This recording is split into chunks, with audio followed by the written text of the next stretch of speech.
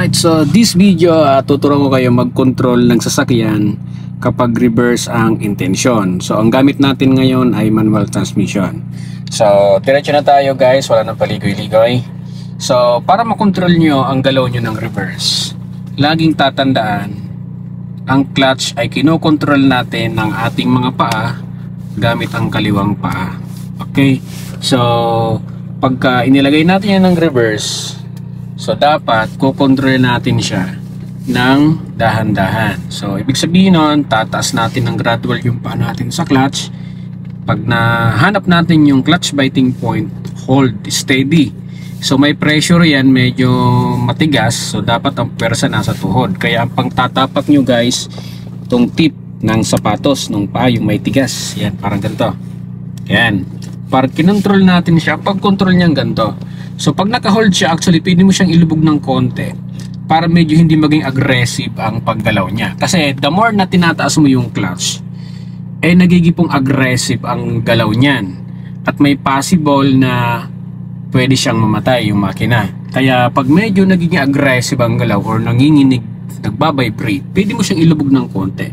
Tapos tsaka mo na lang ulit itas ng konti para mapagalaw mo siya ng reverse.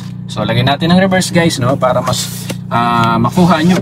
Yan, para sa mga beginners, para sa mga nag-aaral ng isang manual transmission kapag reverse ang intensyon. So clutch down all the way hanggang sa flooring, tapos maging practice nyo na naka-ready sa brake pedal, pero hindi siya nakatapak, naka-ready lang siya. Yan. Anytime pwede mo siyang tapakan kapag intention mong tumigil. So naka-clutch down tayo, lagay natin ng reverse, tapos disengage natin yung handbrake.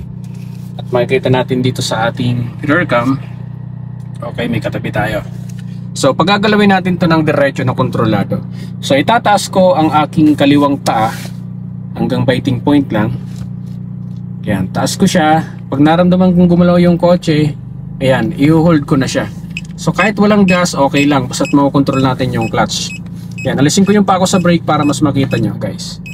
So ayan, makikita nyo gumagalaw na yung kotse natin. Ayan. So sa pamamagitan ng pag-control ng clutch pedal. Pag nilubog ko yan guys, pag nilubog ko yan, medyo natigil yung sasakyan natin. Ayan, nakatigil na. Kahit hindi tayo gumamit ng brake pedal. Kasi nawala na yung clutch biting point. So pag tinaas ko ulit yung clutch ko, gagalaw ulit siya ng atras. So tataas ko ulit ng hanggang biting point lang. Pag gumalaw yung kotse, steady ko yung pa ako sa clutch. Hindi ko siya gagalawin na yan. Gumagalaw na tayo yung kotse natin.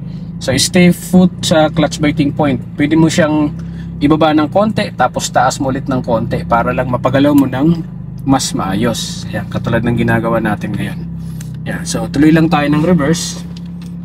Okay, hanggang sa mapagalaw natin, makalabas tayo dyan sa parking. So dito tayo pupunta. Okay, then clutch down and brake. Lagay natin ng first gear. Then full turn natin ang ating steering wheel sa kaliwa. Then clutch control, clutch biting point, hanggang sa makaahon lang tayo dyan. Then that's it. Yan, pwede nyo nang gasan. Alright, so hopefully nakatulong sa inyo ang video na to, especially dun sa mga nag-uumpisa pa lamang mag-aaral mag-drive ng manual transmission.